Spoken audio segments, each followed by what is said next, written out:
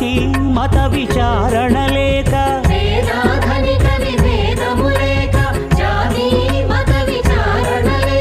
సర్వులు ఒకటై నిర్వహించుటకు సత్యదేవు వ్రతమొక్కటి సాక్షి.